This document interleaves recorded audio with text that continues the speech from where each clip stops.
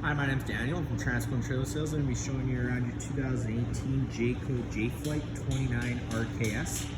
We're going to be starting off in the back bumper here. Pull this cap out. This is where you are going to find your sewer hose once we put it inside. We just keep it in the back bumper here with that cap.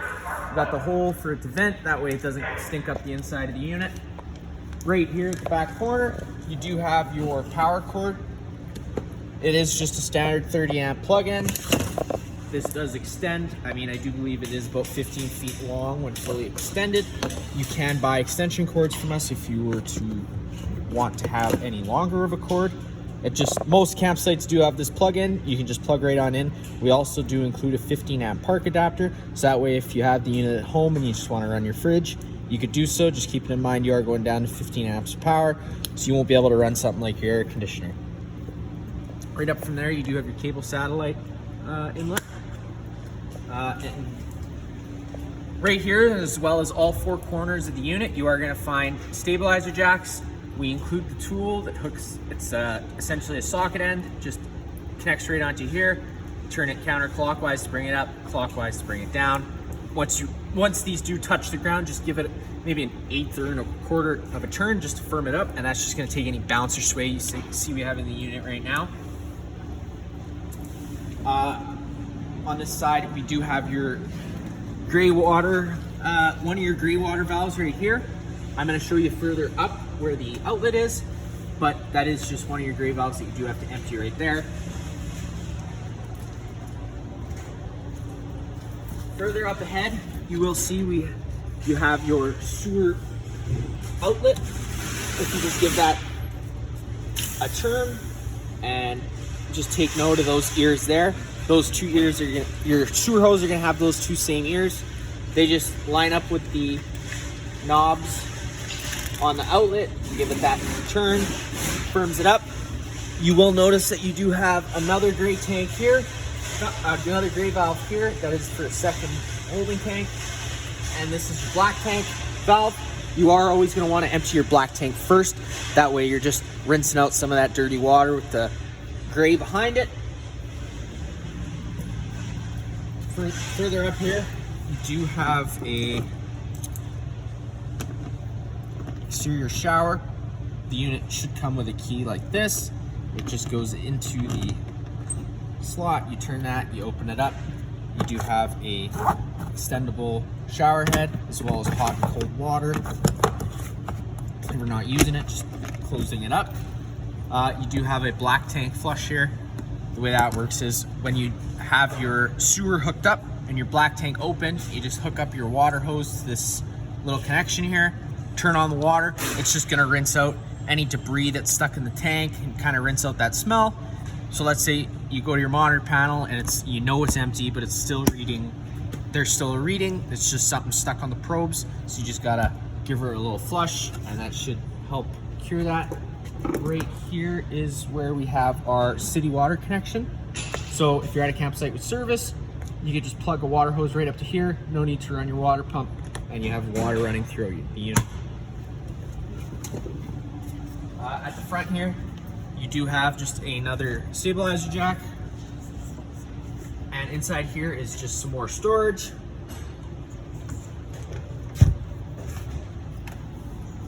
Around at the front of the unit, you do have just a nice little, a work light. If you're changing your battery or changing your propane tanks over and in the dark. Inside this gray box here, you do just have that is where the battery's kept. Underneath this black cover is your two propane tanks. Normally, you can just access them through flipping this up and you can get access to what you need to access, but for the demonstration of the video, I can just slide it off.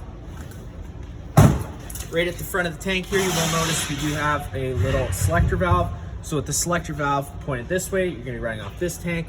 With the selector valve running the opposite way, you're going to be drawing off that tank. So let's say this tank runs dry, you can just swap it over, unconnect it, and fill that up. Standard, just like home, like a barbecue, you just turn that open all the way, and you have propane running to the unit. Right up front, you do have your electric tongue jack. With this switch on, it turns on a little light for you. And then up is up, down is down.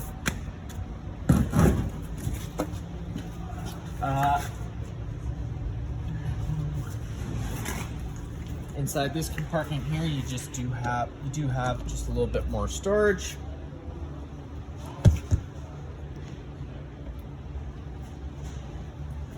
Walk alongside the unit here. I am just going to bring you to your 2 freshwater drains. The way those work is you just turn this valve, opens up, and your fresh tanks will start draining. You do have 2 fresh tanks in this unit, and to fill both of them is just right here. Stick your garden hose in there. Filling this up will fill up both tanks at the same time. You do have 2 exterior plugins if you were to want to plug in something outside. Right here you do just have your little service port for your hot water heater. You pop that open. Before you ever go to fire up the hot water heater, when you get out to your unit, it's always just a good precaution just to give this valve a pull. There should be a shot of water that comes out. This unit is winterized, so there is no water in there, so it's not going to come out. Closing that back up. Around the back of the unit, you do have a ladder to get up to your roof to check all your seals.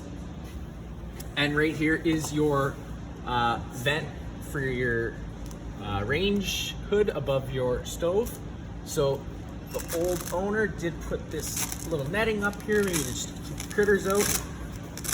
To open up that flap, you just gotta loosen off that Velcro, and this flap does just pull off, and with it open, if you can move it freely, that's open, it's gonna be allowed to evacuate those propane fumes. And if you wanna close it, you just gotta snap it closed, close that Velcro back up. This is just a service port for your fridge. There's nothing you really have to worry about back there. And then just right down here is your 2 low point drains. Let's say you're leaving the unit for a while. You don't want the water to go stale or stagnant in the lines. Just crack these guys open. The water should come out and drain out of the lines.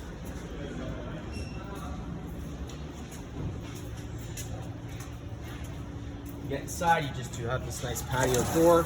You do have an assist handle. The way that works is you just push it up, hold it 90 degrees, it falls back into place, locks into place. Grab your stairs, grab that nice bar there, pull down. That last step should flip down. You just go to the patio door, you open it up, and you can step on in. First thing, down on your left here, you do have a fire extinguisher. That's going to be just like any other fire extinguisher. Pull the pin, aim, and shoot. You do have a little entry light switch right here on the left, and on the right is just your exterior awning light, LED strip light. Yeah, and then right next to that, you do have your slide out button. Hit that slide out button out. The slide out's going to start making its way out. Always making sure that you know what's on the other side of that slide out as it's opening, because you don't want to run into anything. You're gonna know that slide out's fully extended when you hear the whines of the motor and the clicking. That's when you can stop.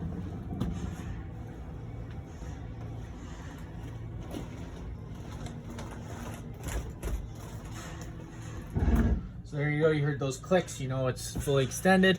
Right up here is just your monitor panel system. So you got your battery, which goes low, fair, good, and charging. We're currently plugged in, so it's charging. Then you got your fresh, which is empty, 1/3, 2/3, and full, and then it's the same thing for your black, your gray 1, and your gray 2. Right on the left is your water pump switch. So if you're wanting to draw off your fresh water tank, you just turn that switch on, it turns your water pump on, it's going to pressurize the lines for you. You can fire up your water heater on gas or electric. If you fire up on electric, you just hit that switch on, it's going to turn on that water pump. If you're firing it up on gas, hit that switch. The system is going to try and light itself 3 times. If on the 3rd try it doesn't light, this DSI fault light's going to come on, and at that point, you just have to turn that off and back on. And if it doesn't fire up the 2nd time, just maybe give us a call. In the bathroom here, you just open up this door. Right here on your right, you will have a light switch for this little blue light if you don't want full light. And you also have 2 interior light, regular lights, and they're also on their own center push button, so you can turn one off, one on. You got your toilet, flusher on the right, shower with hot and cold water, sink. Inside this bathroom is where you find your main GFI plug. If you ever have an outlet that doesn't work, you got test on the bottom, reset on the top. Just so if you ever have an outlet that doesn't work, that's just the first thing I would check. Taking a step back here. All the lights in this unit are on their own center push buttons for the most part, including inside the bedroom. You do have one light at the end of the bed and 2 lights above your head. If you grab the foot of the bed, you can lift that up and get access to your front storage compartment, as well as your own little storage underneath your bed. Storage on each side of the bed as well as overhead, and you do have a little 12-volt charging station on the one side with regular outlets on both sides of the bed. You have a fire exit on this side. The way that's going to work, you just pull this little tab, the screen's going to pop out. Just take this handle, push it, that handle's going to come out, and out you go out the window. You will notice throughout the unit you do have floor registers. That is going to be where the heat pushes. That's going to be where the heater pushes the heat through. And the way you turn that on is you got your thermostat here. You're gonna hit that button one time, it's just gonna illuminate itself. Hit that button a second time, it's gonna go into auto fan. So that's just moving air with the air conditioner, no cooling or heating involved. If you hit that button again, you're gonna get into cool auto. So it's gonna become an on-demand system and come on in and out as needed. And up and down is just changing your temperature. Hit that button again, you will go into furnace. At this point, your furnace is going to fire up. The furnace is going to try and light itself 3 times. Once it's lit, it's just going to move all its air through the floor registers, like I said before. Hitting that button again just turns the fan off, or turns the air off. Just at the entertainment center here, you do have storage above. Inside this little compartment here is where you're going to find your 2 remotes. One is for the stereo and the other one is for the TV, which is also a smart TV. And right down here, you do have your cable satellite inlets. And your antenna plug-in. And as well as a 12-volt plug-in if you were to put a 12-volt TV inside this unit. Underneath here is just some more storage. Then you do have your stereo. That's pretty much going to be just like home, with the exception of having your speaker zones. Your speaker 3 is going to be your exterior speakers. 2 and 1 are just front and back speakers. You do have 2 captain swivel chairs. Just keep in note that they are facing the way they are because the Slido has to have enough room to come in. So just making sure you do have that, make enough room for that slide out to come in before you ever do try to bring it in. All the lights inside this unit are just on their own center push buttons, minus the ones inside the slide out area. They are on their own little switches. So that first switch on the left turns a little accent light on under the couch. The one right next to that turns on the 2 lights above the dinette. And these are also on their own center push buttons, so you can turn them on and off as you want. All the blinds inside this unit are just kind of a sit where you leave them type of deal. If you want them up, you just pull them up, they'll stay up. If you want them down, you just pull them down. Next is the fridge. Quite a nice fridge. You hit that power button once, it's going to go into auto, so it's going to first search for 120 volt power if you're plugged in. If it doesn't find that, it's going to then look for 12 volt power. If it has no 12 volt power, it will move over to propane. If you want to manually change that, you just hit this power button. Again, hit it twice. And then hit mode. And you can just switch through the options. So this is going to be plug-in, obviously 120 volt. You hit that button again, it's going to go to liquid propane. And then you got 12 volt. And then just the power button to turn it on and off. And this button here just changes the temperature setting, and it's going to go from 1 all the way to 9. You do have a fridge and a freezer up top. Inside the kitchen area, you do turn this light on, and you get a nice little accent light that lights up underneath the sink. hit that button again, and you just get your 2 lights above the sink to turn on, and then there's this own light right here that you can turn on as well. You got your microwave, which is going to be just like home, and then you got the range hood with a light and a fan. Just always making sure you're running that fan whenever you're running your stove, because the stove does run off propane. The way this works is pretty simple. You just turn those igniters to, or those burners to high, hit the sparker, and they should fire right up. Stove's a little bit different. I'm just gonna say this now. Whenever you're lighting a stove for the first time after you've turned the propane on, off and then back on, it can take a couple minutes to get that air through the lines for the stove. But what you're just gonna do is you're just gonna turn that over to pilot. You're gonna push and hold that button, and then you are just gonna take a lighter to those 2 little probes there. Hold that lighter there until it lights. Once that pilot lights holds on its own, you can let go of this button and then turn it up to your desired temperature, and then just always turning it back off whenever you're done using the oven.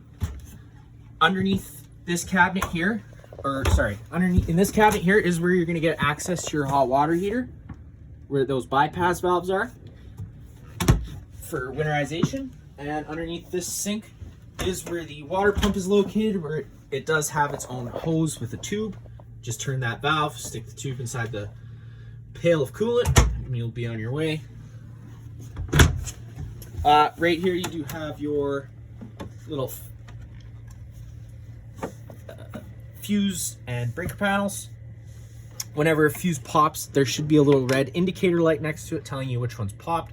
So you're just gonna go to whichever one popped, get the corresponding fuse for it. Whenever a breaker pops, it's gonna sit in the middle. So just turn it off and then back on to reset it. That's it for that. This unit's heating system is propane, so just keeping that in mind. Propane's heavier than air, it's gonna sit on the ground. We do have a detector right there that's gonna detect it. If that ever starts going off, you are just gonna wanna turn off the main supply of propane inside here and just open up the windows, air it out. When it comes to the air conditioner, you do have 2 settings to this. You can have these louvers open, allowing the air conditioner to just dump all its air into the main living space here. But if you do want to move it throughout the unit, you just close these louvers, and it's just going to move all its air through these ceiling ductings. And then right here, you do have an antenna. So to bring that antenna up, you are just going to push it in and rotate it. Just keep rotating it until you find a good signal, but always making sure before travel, you're just bringing that back down and locking it into place. That is going to be just about it for this unit here. If you have any other questions, feel free to give us a call.